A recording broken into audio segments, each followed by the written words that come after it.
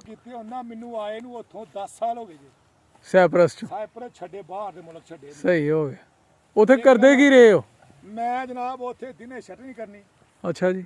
ਕਦੀ ਪੱਥਰ ਕੱਟਣੇ, ਕਦੀ ਜਿਹੜਾ ਵੀ ਕੰਮ ਲੱਭ ਗਿਆ ਮਜ਼ਦੂਰੀ। ਜਿਹੜੇ ਅਸੀਂ ਕਦੀ ਫਿਲਮਾਂ 'ਚ ਵੇਖਦੇ, ਕਲੱਬਾਂ 'ਚ ਡਾਂਸ, ਇਹ ਉੱਥੇ ਬਈਅਰ ਬਾਰ 'ਚ ਕੰਮ ਕਰਨੇ। ਅੱਛਾ ਜੀ। ਲੇਕਿਨ ਜ਼ਿੰਦਗੀ ਉੱਥੇ ਬੜੀ ਮੁਸ਼ਕਲ ਗੁਜ਼ਾਰੀ ਹੈ ਅਜ਼ੀਮ ਸਾਹਿਬ। ਅੱਛਾ ਜੀ। ਵੇਖੋ ਪੈਸਾ ਆਸਾਨ ਹੀ ਲੱਭਦਾ, ਬੜੀ ਮੁਸ਼ਕਲ ਲੱਭਦਾ। ਬੜੀ ਮੁਸ਼ਕਲ, ਬੜੀ ਮੁਸ਼ਕਲ, ਬੜੀ ਮਿਹਨਤ ਕਰਨੀ ਪੈਂਦੀ। ਲੇਕਿਨ ਹੁਣ ਇਸ ਵਕਤ ਦੇ ਵਿੱਚ ਜ਼ਿੰਦਗੀ, ਹਾਂ। ਅੱਲਾਹ ਪਾਕ ਦਾ ਸ਼ੁਕਰ ਹੈ, ਮਜ਼ਾ ਹੀ ਪਾਕਿਸਤਾਨ 'ਚ ਕਾਰੋਬਾਰ ਆਪਣਾ ਹੋਵੇ ਤੇ ਹੋਵੇ ਹੱਕ ਸੱਚ ਦਾ। ਹੱਕ ਹਲਾਲ ਦਾ। ਲੇਕਿਨ ਜਦੋਂ ਤੁਸੀਂ 2 ਨੰਬਰੀ ਕਰਨੀ ਹੈ ਤੇ ਤੁਹਾਡੇ ਨਾਲ ਆਟੋਮੈਟਿਕਲੀ 2 ਨੰਬਰੀ ਜਾਂਦਾ। ਧੋਖਾ ਕਰੋਗੇ ਤੇ ਧੋਖਾ ਹੋਏਗਾ ਨਹੀਂ, ਸਹੀ ਗੱਲ। ਧੋਖਾ ਕਰੋਗੇ ਤੇ ਤੁਹਾਡੇ ਨਾਲ ਆਟੋਮੈਟਿਕਲੀ ਹੋ ਜਾਏਗਾ। ਇੰਜੀ ਗੱਲ। ਤੇ ਇਨਸ਼ਾਅੱਲਾ ਅੱਲਾਹ ਪਾਕ ਦਾ ਲੱਖ ਸ਼ੁਕਰ ਹੈ। ਔਰ ਮੇਰੇ ਬਹੁਤ ਸਾਰੇ ਦੋਸਤ ਨੇ ਜਿਹੜੇ ਇਸ ਟਾਈਮ ਕੋਈ ਆਇਰਲੈਂਡ ਹੈ, ਕੋਈ ਸਵਿਟਜ਼ਰਲੈਂਡ ਹੈ, ਕੋਈ ਇੰਗਲੈਂਡ ਹੈ, ਸਹੀ ਹੈ।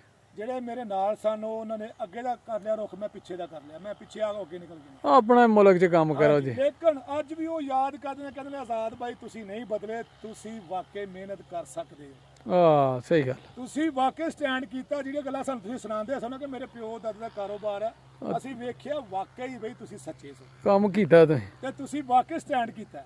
ਕੀ ਬਾਤ। ਅਲਹਮਦੁਲਿਲਾ, ਅੱਲਾਹ ਪਾਕ ਦਾ ਬੜਾ ਅਹਿਸਾਨ ਹੈ ਕਿ ਇਨਸ਼ਾਅੱਲਾ ਜ਼ਿੰਦਗੀ ਰਹੀ। ਕਿ ਮੈਂ ਤੁਹਾਨੂੰ ਦੱਸ ਰਿਹਾ ਵਾਂ ਕਿ ਜ਼ਿੰਦਗੀ ਦੇ ਵਿੱਚ ਇਹ ਜ਼ਰੂਰੀ ਨਹੀਂ ਕਿ ਮੱਝਾਂ ਵਾਲਾ ਬੰਦਾ ਅਨਪੜ੍ਹ ਹੀ ਹੁੰਦਾ ਹੈ। ਹਾਂਜੀ, ਪੜ੍ਹੇ ਲਿਖੇ ਵੀ ਹੁੰਦੇ ਨੇ। ਇਹ ਮੈਂ ਜ਼ਰੂਰੀ ਨਹੀਂ ਸਹੀ ਗੱਲ, ਸਹੀ ਗੱਲ। ਕਿ ਬੰਦਾ ਅਨਪੜ੍ਹ ਹੀ ਆ, ਮੋਬਾਈਲ ਕੋਲ ਕਿਸੇ ਨੇ ਫੜਿਆ। ਭਾਈ ਐਸੀ ਦੁਨੀਆ ਅਨਪੜ੍ਹ ਲੋਕ ਤਾਂ ਬੰਦੇ ਨੂੰ ਬੋਲਦੀ ਬੰਦ ਕਰ, ਪੜ੍ਹੇ ਲਿਖੇ ਨਹੀਂ ਕਰ ਸਕਦੇ ਭਾਈ। ਇੰਜੀ ਗੱਲ। ਤੇ ਭਾਈ ਮੇਰਿਓ, ਕੋਸ਼ਿਸ਼ ਕਰਿਆ ਕਰੋ, ਕਾਰੋਬਾਰ ਕੰਮ ਕੋਈ ਵੀ ਜਦੋਂ ਸਟਾਰਟ ਕਰ ਦੇਣਾ, ਆਪਣੇ ਮਾਂ ਪਿਓ ਨੂੰ ਖੁਸ਼ ਰੱਖਿਆ ਕਰੋ, 1 ਨੰਬਰ।